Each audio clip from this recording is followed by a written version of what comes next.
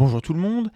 Alors voilà, j'ai pris une décision dernièrement et j'aimerais vous l'expliquer, vous la justifier, vous la présenter. Vous la comprendrez au fur et à mesure où je vais vous parler. Et pour ça, je vais vous raconter une sorte de petite histoire. Je vais vous parler de la Reine Rouge et la pastille bleue. Alors voilà, sur le réseau X, Twitter anciennement, les fausses informations disposent d'un véritable boulevard. Je ne suis pas en train de faire un scoop, hein. Une rumeur bien tournée, un montage douteux ou une indignation fabriquée peuvent parcourir la plateforme à toute vitesse, tandis que toute tentative de nuance se heurte à un terrain devenu hostile, allergique à la complexité, saturé d'ego, dopé à l'engagement négatif. Ceux qui tentent de défendre l'esprit critique avancent à contre-courant. Leurs contributions, nos contributions, se perdent dans le vacarme, tandis que les propos trompeurs prospèrent sans effort dans un écosystème qui a été aménagé pour eux. Bon, ça c'est le constat. Maintenant, on fait quoi?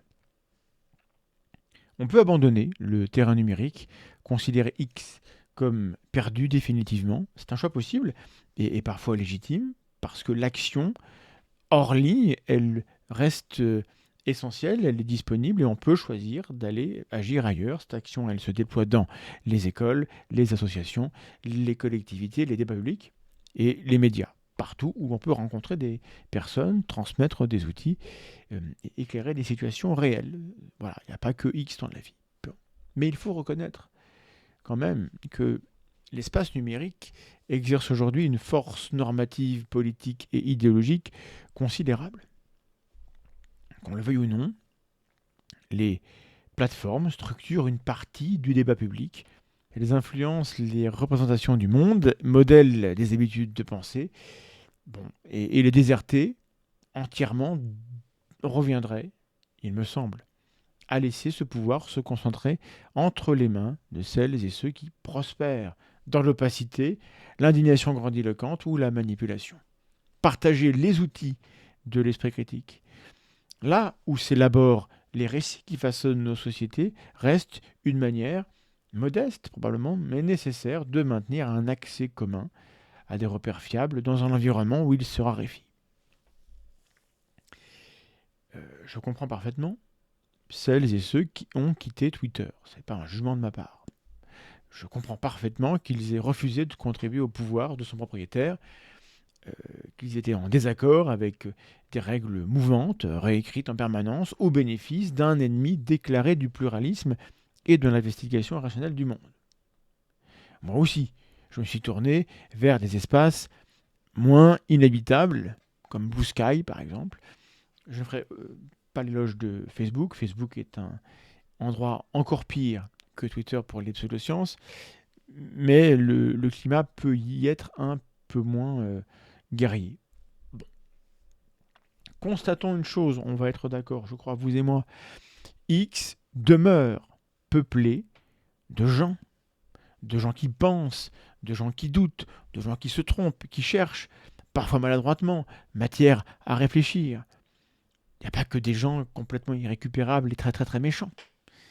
Des utilisateurs de X ont besoin que leur esprit critique soit stimulé, comme tout le monde, et il faut le faire là où ils sont et pas uniquement là où on aimerait qu'ils soient. Ils sont là, il faut prendre les gens où ils sont, c'est un des principes de base de, de l'action, de la promotion de la pensée critique. Le problème, bien sûr, c'est que les règles de l'espace X sont truquées. C'est pas une agora, c'est une réplique déguisée. Une couche de vernis démocratique recouvrant un mécanisme de mise en avant qui est biaisé, où l'argent des technobros et le trollage industriel des fermes d'influence façonnent l'environnement cognitif de millions d'usagers. Leur rapport au vrai monde en est affecté et nos espaces de commun de réalité, en dehors des réseaux, ne sont plus en sécurité. C'est ici qu'entre en scène le paradoxe de la Reine Rouge, née de la biologie évolutionnaire. Renseignez-vous sur la théorie de la Reine Rouge, c'est passionnant. Bref.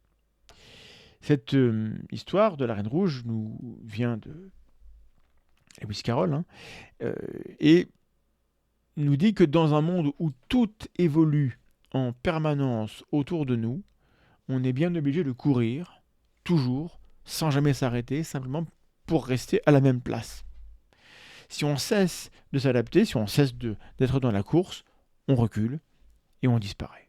Et face à nous, il y a les amoureux de la pastille bleue qui se sont achetés des privilèges sur X, ceux qui se proclament éveillés, insensibles à toute manipulation, lucides par nature, d'une certaine manière.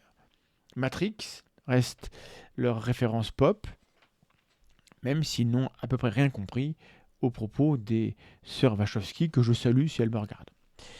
Ces gens sont persuadés d'avoir atteint la fin du tapis roulant. En fait, ils ont gagné le jeu, voilà, ils ont acheté leur petit écusson. Ils n'imaginent même plus qu'ils peuvent se tromper, on dirait des caricatures des zététiciens.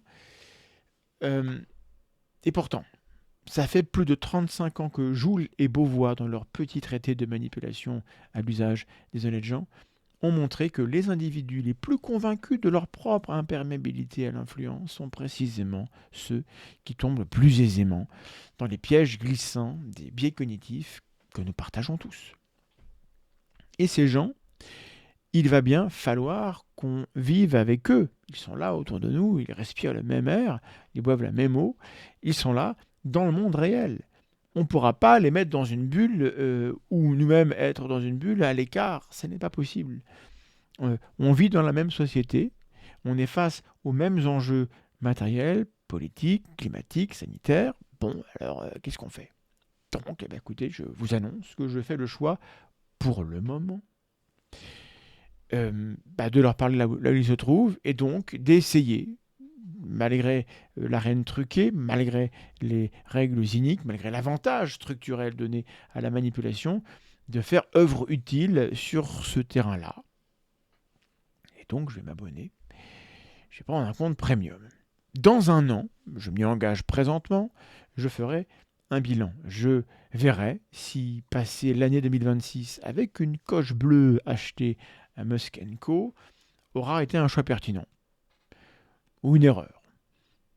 Voilà. Moi, je veux pas la coche bleue par ego personnel pour être un m'as-tu vu sur X. Et donc, c'est pas le compte Assamandax qui aura la coche bleue, c'est le compte La Tronche en Biais qui partage les travaux de La Tronche en Biais et uniquement ça.